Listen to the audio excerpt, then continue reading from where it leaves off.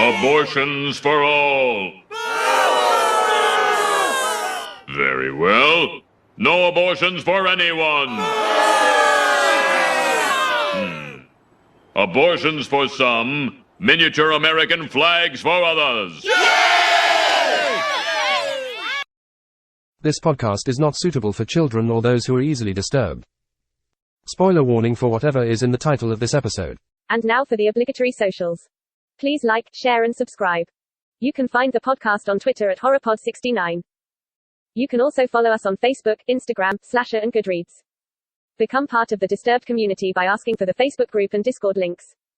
Send dick pics to the Horror of Babylon podcast at gmail.com. Support the show at patreon.com/the Horror of Babylon. In closing, you can let your friends know that The Horror of Babylon is available on YouTube, Apple Podcasts, Spotify, Audible and all other major podcast apps.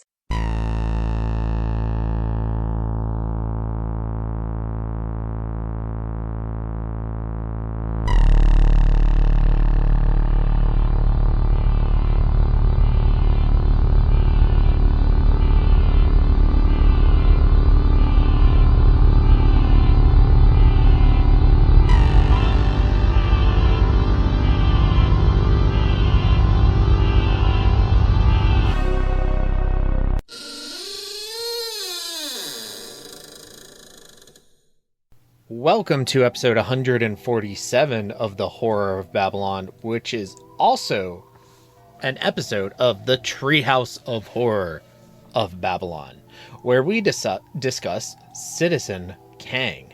I'm Ryan. With me, as always, is Daniel. Say hi, Daniel. I want this election to be over. Hey, almost soon. Well, hopefully. Depends on who wins. If one of them loses, it might go on longer than we'd like, but we'll see. We also might be in for another week of counting votes. Ugh. Remember last time? No, it was so bad. It was so bad. But you know who's not so bad? Yeah. Our patrons. You know who I'd vote for? Our patrons. Including Abigail the First, Breaker of Chains, Mother of Dragons, and Logan, the Full Metal Patron, and Ben the Fourth, Patron of Hope, and Mia the Fifth, the Rainmaker. She makes it rain, yo. Oh, she makes it rain. And thank you to Sierra the Sixth, the Keyblade Patron. And thank you to Horsemen Comics and Gaming, which you can visit at the Morgantown Mall, in the Morgantown Mall in Morgantown, West Virginia, the Mall at Robinson in Pittsburgh, Pennsylvania. You can shop online at fourhorsemen.tcgplayerpro.com. And if you make it into the store, say hello to Ronald III, Grampus of Christmas, who I believe is holding a prayer circle all day on Tuesday, November 5th, just praying for our country. Just from midnight to midnight. In the store, there's a circle of salt with candles, and he'll just be in the middle of it, Dalai Lama style, just praying that the country doesn't explode. So, thank you, Ron. Whatever happens is his fault. Okay, so before we get into it, this episode was supposed to be FDR American Badass. Unfortunately, Hef was not able to come up tonight. We wanted to save that movie for when all three of us will record. We are planning to record that episode in November, so we will release an episode on FDR American Badass, even with the new format that we're doing in season 4.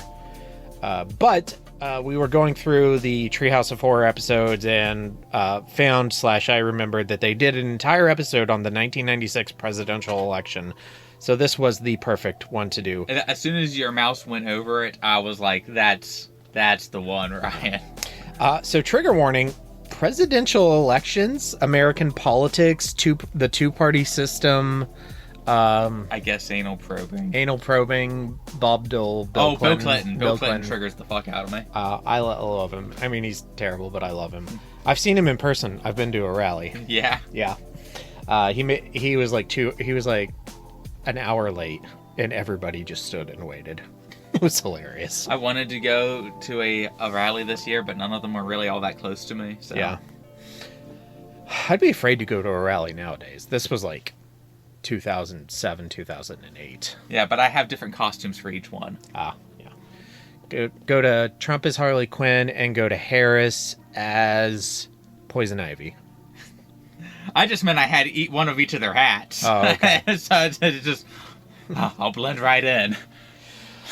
Okay, so So our history, I guess, with this episode, because it doesn't really parody. I mean, it parodies the '96 presidential election, but this is one of the all-time nostalgic. Like, it's up there with The Shining and Hex in the City and Easy Bake Coven. This is one that I've watched countless times. I absolutely love it. I didn't get a lot of the jokes when I was a kid, but I just remember Homer spacing Bill Clinton into space naked. Just super funny. Whoops. So yeah, and this is your first time seeing this episode. Yep.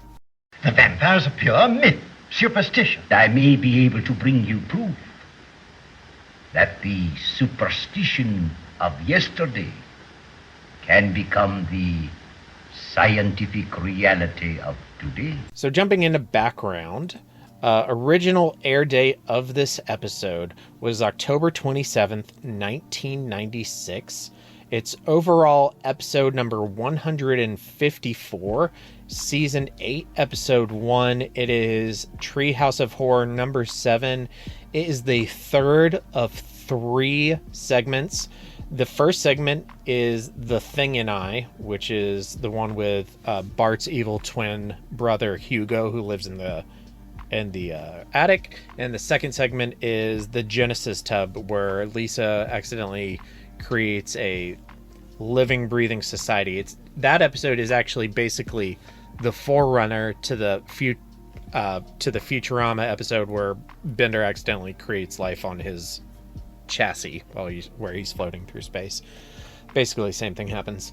Okay, and this episode was directed by Mike B. Anderson and written by David S. Cohen. Of the Cohen family. But not the Cohen brothers. Not to be confused with the Cohen brothers. Okay, and it does feature the 1996 presidential election, which was, again, the incumbent Democratic candidate Bill Clinton, the husband of Hillary Clinton, and 73-year-old Republican senator, Republican candidate Bob Dole. Ryan, you know a little bit more about political history than I do. Mm-hmm. Was Bob Dole as boring as he seemed? Yeah, that was one of the issues. The Republicans just couldn't get a good candidate. And if I'm remembering correctly, was Bob Dole the guy who chose the super old guy as his running mate, and he fell asleep during a vice presidential debate? Oh, that'd be embarrassing. Yeah. Okay. So, Bob Dole's running mate was a Navy admiral Bob Dole was 73, which, is arguably maybe older than you should be. Not that a 73-year-old isn't capable, but it's a very stressful job. And he chose somebody who was even older than him. They were a veteran from Pearl Harbor. And they fell asleep during a vice presidential debate. Being a veteran from Pearl Harbor is super cool. Yeah. But maybe pick somebody that's not gonna die. My favorite piece of trivia from the 1996 presidential election is something that I discovered recently. And I guess I've already kind of let the cat out of the bag, but I'll ask anyway. When do you think what was the last presidential election that West Virginia voted Democrat? Was it this one? It was 1996, which I was talking to Emma about, election and politics and stuff. And I thought to myself, when was the last time West Virginia went Democrat? And I was being super pessimistic. I was like, oh God, it was probably, FDR was the last time? But no, it was Bill Clinton in 1996. Yeah. And West Virginia also went for Bill Clinton in 92 as well. Mm-hmm. Okay. Well, it used to be like a suit, it's a blue. It still is. It's a blue collar state, but it used to be very union-y. Yeah. Bush made social conservatism, he kind of pushed the gay marriage and the abortion and the gun rights and pushed that to kind of the forefront of what people cared about, as opposed to the fiscal conservatisms. Yeah, where a lot of rural people who are blue collar workers in terms of fiscal values actually probably line up better with a Democrat's typical policy, because typically they're like the policy, the workers' party. That makes them sound like communists, but you know what I'm saying. But because of like social issues like gun stuff, gay marriage, abortion, that kind of stuff, that kind of gets pushed to the front. Yep. Yeah. Okay. People know this. I don't need to explain this stuff. And that's that. Another story in the classic, infallible 3-act structure. Good enough for Aristotle, good enough for The Simpsons. Mr. Sislak, I have a feeling there's going to be one more act to this story. Well, I'm not hanging around for that. 4 acts. All right, so that's background. Let's jump into structure and themes, where I just kind of want to get your like general reaction. This episode was too real. People are okay. Something that I love politics in the sense of I like studying optics. Mm-hmm. Like I like seeing how politicians react to certain things, how people react to it. Mm-hmm. And I have some spicy takes, but I sit and I watch it, and I'm like, I'm watching this, and this is how I think people will react to it. That's the enjoyment I get out of politics. That's what I like about. I just wish there were no consequences. Yeah. But something that people are either like, politics has gotten too nasty, the rhetoric's gotten too vile, and I'm like, have you seen like old political cartoons from like the Abraham Lincoln era? Like, I think what's changed is we're more exposed to it because of social media. Yeah. But like, if you looked up old political cartoons, I'm like, some of these people are like challenging each other to duels. So I'm reading a book on the Alamo, and before he left Tennessee, Davy Crockett was a politician. He was up for re-election in the House of Representatives, and when he lost, his speech was the main line of his speech when he lost was, "You people go to hell. I'm going to Texas." I like that line. Yeah, it's a cool line. Yeah.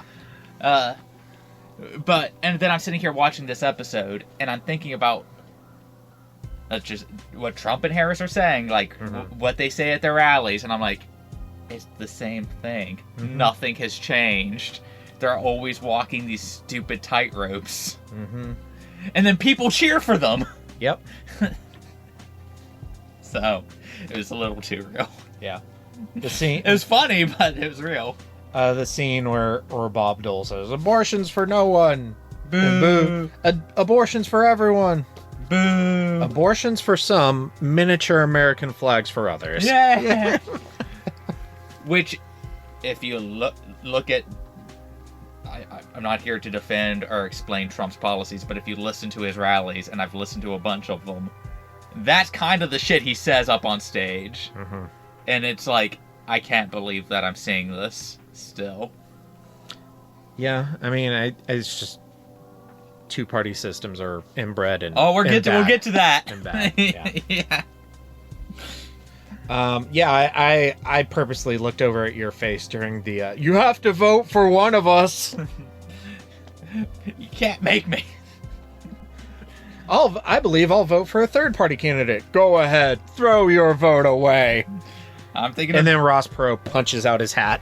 I'm gonna do it. I strike myself as the dude who would have voted for Ross Perot. I think had I been old enough, I would have been a Nader guy. Yeah. I'm a Nader guy. I like to shake things up. But no. Okay. Any other just like general reactions or opinions or? I like these aliens anytime they show Kang up. and Kodos, yeah. Kang and his sister Kodos, they are pretty great. They are Rigelians from the Rigel 7. Oh, I thought they were from Uranus. No. They're from Rigel 7. Okay. Because they made it sound like they were from Uranus. Mm-hmm. They're coming to get you, Barbara. So while we're talking about them, we'll go ahead and jump to characters. And we're not going to go through everybody in here, but just kind of... what did you think of the portrayals of Bob Dole and, at lesser extent, Bob Dole and more so Bill Clinton? They got Bob Dole being kind of boring down. I was kind of going, did he really talk like this? Yeah. Bill Clinton was okay. I guess I'm just more used to like because as time goes on, parodies of people get more extreme. Yeah. So I'm more characterized. I'm more used to the current caricatures of Bill Clinton, where he's running around playing grab ass. Yeah. And then actually whipping out a saxophone. There was, oh my gosh, let me see if I can find it really quick. Okay, here's another clip of Bill Clinton in The Simpsons. This is from a regular episode. I know you don't think you're good enough for me, but believe me, you are. Hell, I've done it with pigs. Real no fooling pigs. Are you sure it's a federal law that I have to dance with you? You know, I'd change that law if I could, Marge, but I can't. Oh, shoot. Quebec's got the bomb. Well, I gotta go, but look, if you're ever near the White House, there's a tool shed out back. I'm in there most of the day. That's more what I expect. Yeah. And that was a few years later, I think. It was the 1996 had to be before his sex scandal. Yeah, that was towards the end of his second term. Okay. Let me just go. When did Monica Lewinsky happen? When did Monica Lewinsky happen? I guess his more publicized sex scandal, because he had accusations before then, but... It was 90... So the relationship began in 95, and it lasted until 1997. I don't think it was exposed until after it was over.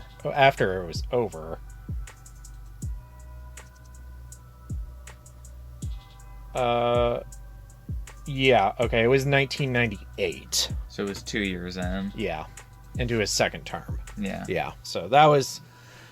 You get to see just a little bit there how... like, they weren't really nice to him in this episode.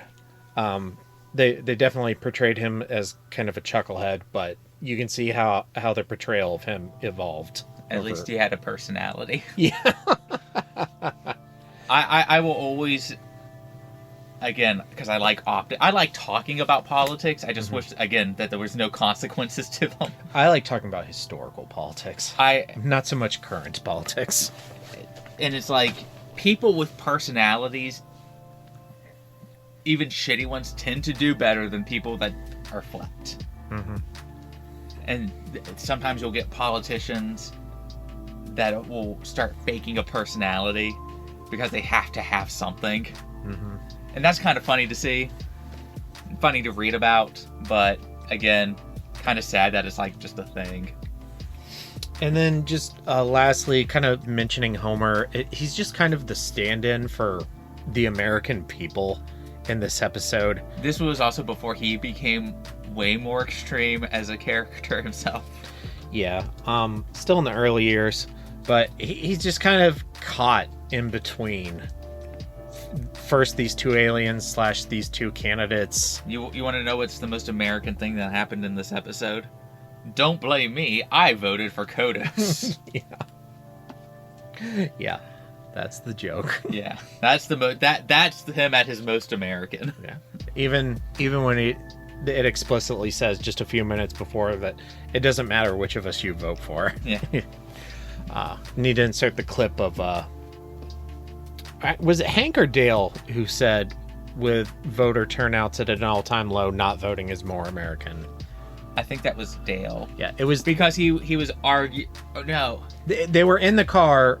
They were in the Bugabago on the way to Mexico. God, it might have been Hank, but he was using like Dale logic. Yeah, I'm gonna have to rewatch. We should have done that episode too. That's a good one. I like that episode. Maybe if we get free time, we'll just throw that one in somewhere before the election. It's one of the few times where like Hank has this like really weird thing, and I kind of agree with him. Limp handshakes are. Like, I don't have the strongest handshake, but I don't like... Yeah, like, the way that they draw George Bush's hand in that episode, it's like, almost like his wrist is broken. Does he really shake hands like that? We've had this conversation before, I think. I doubt it. I'll kill you all! I'll drive you crazy, and I'll kill you all! I'm every nightmare you ever had. I am your worst dream come true. I'm everything you ever were afraid of. To scary shit where it's not scary. Well, actually, this one was kind of scary. Yeah, this one's kind of scary. But we're going to talk about the best joke And the worst joke. What was your best joke? And if you need to say the best joke that triggered you and the best joke that didn't trigger you, you could break it up that way. Man, no, I mean, there's some good jokes in this episode. The throw your vote away one was pretty funny, but that one hurt a little bit. Yeah. Because I vote third party all the time, and I don't know what I'm going to do this election cycle. I voted for Kodos. I thought was also pretty funny. Spraying Homer with rum, I also thought was kind of, because that's like UFO conspiracy funny. I'll tell you the one that has stuck is my answer. It's the one that I've always thought was hilarious since I was a kid. Was them holding hands. If you know, we're exchanging long protein strings, and if you know a better way to do it, I'm listening. I also kind of like that the Democratic Party van just rolls up and be like, "Hey, why are you holding his hand?" Yeah, that was also kind of funny to me. I think I'm gonna go with the. I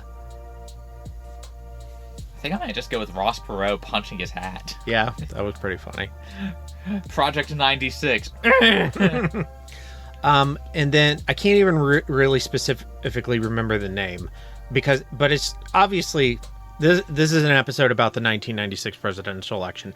It's going to have topical humor in it, but there's a reference in this episode that Homer makes that's so topical. I didn't even know who it was. Hiya! Happy Easter!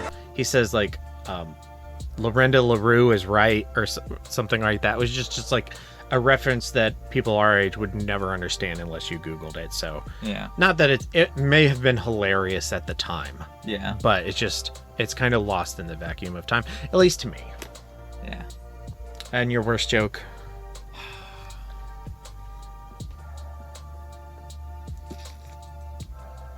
This one's a little bit harder. This wasn't laugh out loud funny for me most of the time because I was screaming into my hand so much. But this one is like consistent giggling, chuckling like the whole way through. I think this one's a pretty funny episode.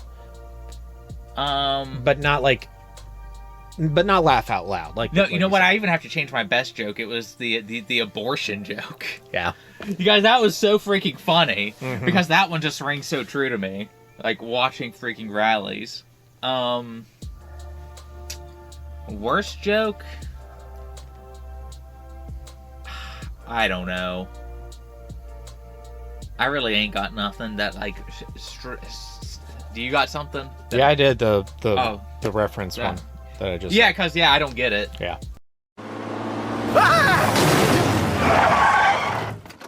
Oh my God! Are you Stephen King? No, I'm Dean Koontz. Oh.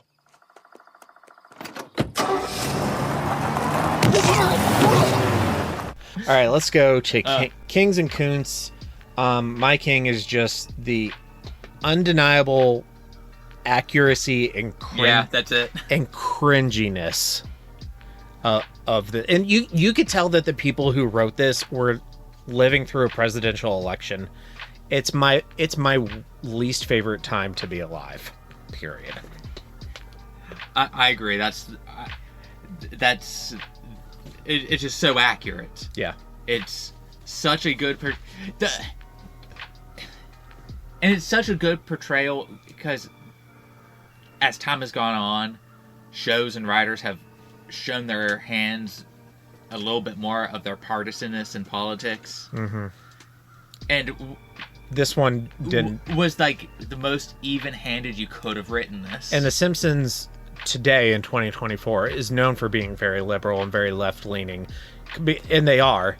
I wouldn't say that in the early days that they weren't. They may have been because the Hollywood writers they tend to lean that way, but they did a lot better job of not showing their hand. Yeah, they did a lot better job of actually trying to portray. And also, The Simpsons were kind of radicalized by the first Trump presidency. They didn't really start hammering on that kind of stuff until Trump became president. I always talk about this when it comes to comic books. People say they don't want politics in their comics, and then people will respond, comic books have always been political. Mm-hmm. And my response is, people want politics in their comics, they just don't want their politics to be portrayed as a caricature. Mm-hmm. You can critique conservatism without making them a literal Nazi. It's been done beautifully by lots of people, and vice versa. Yeah. It's equally annoying in both directions. And my Koontz is the same thing because it's just so triggering. Yeah, I was screaming in my hands the whole episode, so. Yeah. All right, so let's go to rankings, which I think is going to be hard. Because I think this is one of the best, but is it one of the most entertaining? It's hard. Yeah. I'll let you go. It's Citizen Kang. Citizen Kang. I like the title, of course, and we didn't even mention is obviously a parody of Citizen Kane. I think I'm gonna put it right around the shinning. I'm just trying to decide if it's above or below. I think I'm gonna put it below because it triggered me. That's the only real reason. Man, Dead Ringer is going down on the list. Okay, so I mentioned to you that The Simpsons Tapped Out is ending in January. Yeah. They've stopped all microtransactions, and they're giving out they give out free in-game currency every day. So I have been unlocking all this premium stuff. Feels good, don't it? Yeah, it's great. Including, like, all the Treehouse of Horror stuff has always been premium, so I've never had any of it. So let me just go through this list real quick. I have all of the... So I've got Death Tome Lisa, Bart... Marge was the best one. That was the only time I ever considered spending money on the game, when they released anime Marge. But I didn't. But I did. I have her now, and Mr. Burns and Flanders and Homer. I got all that. I've got the Bart Raven. I've got the Leprechaun. I've got the Protestant Leprechaun. I've got Frankenstein. I've got the cranberry jelly blob monster from the last Thanksgiving. I've got Kang and Kodos. I have Mopey Mary, which is the Sadako from the Dead Ringer episode. I've got Werewolf Millhouse, and he turns into a poodle. And his whole quest is about trying to impress Lisa. He at one point you give him a 12-hour job to transform into a werewolf, and at the end of it, he wakes up and he asks Lisa, "Did I maul anybody?" And she goes, "No, you just chased a squirrel." Oh, sorry. Okay. Yeah, I'm enjoying that. Okay. Just go on, man. Yeah. I'm going to put it... I'm surprised how far Not It is coming down my list. It's going to be my new number 7, below The Raven and above Not It. You have it as your new number 9, below The Shining and above Dead Ringer. Homework. So if you could have Kang and Kodos replace any two other historical presidential candidates and replace them for an election, who would it be and why? Trump and Harris. Historical presidential candidates.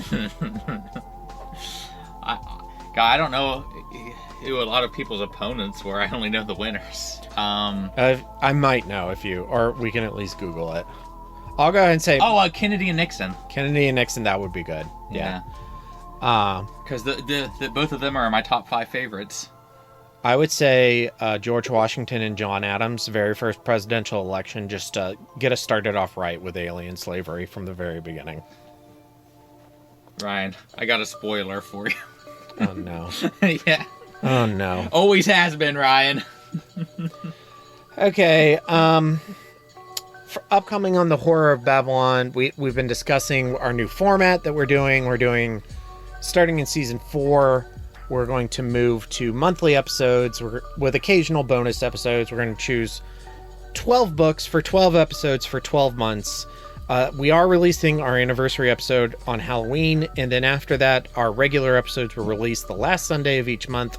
In November, we are reading Ender's Game by Orson Scott Card. In December, we are reading The Dark Tower by Stephen King. And in January, we are reading The Lord of the Rings, The Fellowship of the Ring by J.R.R. Tolkien. And we will let you know, we'll keep you apprised 3 months ahead of time of what the books we are. So if you need to do what you need to do to read along with us, you'll have the plans. And so in November, we'll let you know February's book. December, we'll let you know March's book, and so on and so forth. But don't worry, we will...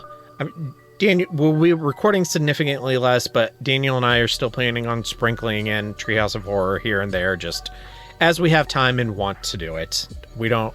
The difference being we don't want to feel like we have to do it, but we both enjoy recording these, so I wouldn't be surprised if you see them popping up here and there. Yeah. Yep. It might even be a day where we're like, hey, let's just do a few Treehouse of Horror episodes. Yeah, let's just get together and do like 3 or 4 of these and get them out there. Get them out there. Cool. All right, well, I'm going to put myself out there and say thank you to our patrons.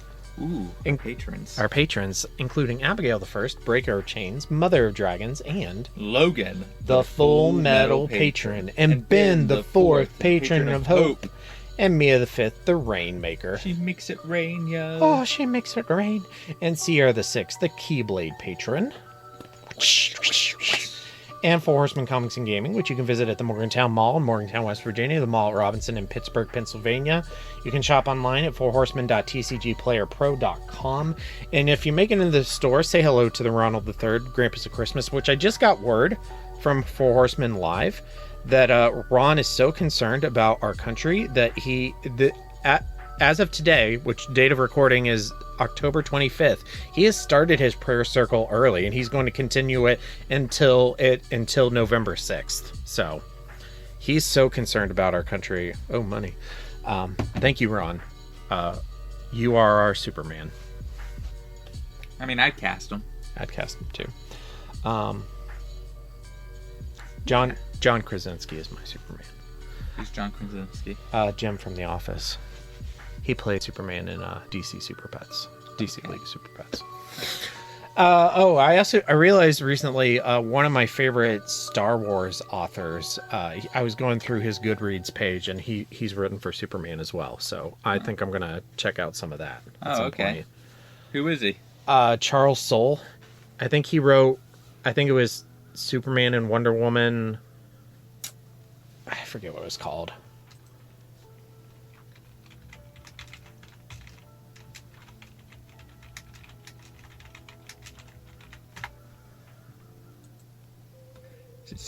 Superman / Wonder Woman, which is a book that a lot of people pretend to hate. I've probably read 20 to 30 of that guy's comics and novels. He did like all the War of the Bounty Hunter stuff. He's really great. My opinion of this book has always been it's not as bad as people pretend it is. But people are like, oh god, I can't believe they put Superman and Wonder Woman together. And I'm like, oh no, 2 attractive co-workers went out for a little bit. You guys hate people, you need to grow up a little bit. That happens. Well, I wouldn't argue that Clark and Lois are the most iconic couple in DC Comics. And it was weird that they broke them up in the New 52, and that they went, well, let's just put... The argument was always, they only put him with Wonder Woman because she's the strongest woman and he's the strongest man, and that's such lazy writing. And I'm like, yeah, but sometimes people, that just kind of, that happens. Yeah. Like, you need to judge it by the merits of what's in the actual story. Yeah. So. Yeah. I mean, I don't take issue with it. I'm also not as invested. So. Yeah. Yeah, you're not on DC Twitter. Yeah. I'm not on any Twitter. God, I need to delete it. Yeah, I don't know. If this election doesn't make you delete Twitter, what would? Well, I get a kick out of it until I have to live with the consequences. Yeah. So. All right. Well, thank you for watching and recording about Citizen Kang with me. I think I also would have voted for Kang. No, I'm a Kodos. You're a Kodos? Yeah, Kodos. All the way. You're dead to me. Bipartisan politics is tearing this country apart. That was also a good joke. That was. It's not a joke. It's the truth. Yeah, okay, that was also kind of a scream in your hands moment. Yeah. All right. Well, thank you to our patrons. Stay tuned for our socials and stay scary. Stay scary, everyone. And now for the obligatory socials. Please like, share, and subscribe. You can find the podcast on Twitter at HorrorPod69. You can also follow us on Facebook, Instagram, Slasher, and Goodreads. Become part of the Disturbed community by asking for the Facebook group and Discord links. Send dick pics to the Horror of Babylon podcast at gmail.com. Support the show at patreon.com/thehorrorofbabylon. In closing, you can let your friends know that The Horror of Babylon is available on YouTube, Apple Podcasts, Spotify, Audible, and all other major podcast apps. Stay scary.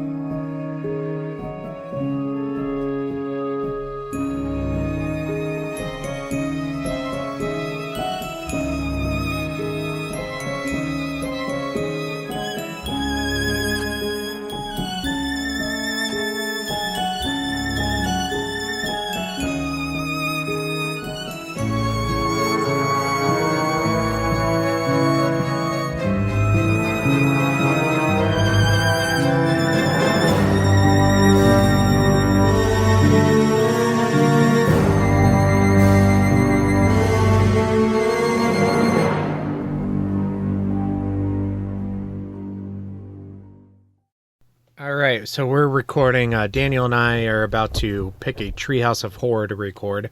I've got the whole list in front of me.